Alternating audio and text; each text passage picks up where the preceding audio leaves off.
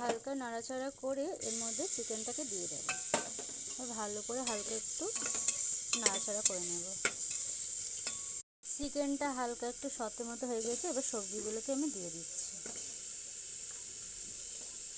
সব সবজিটা আমি দিয়ে দিলাম।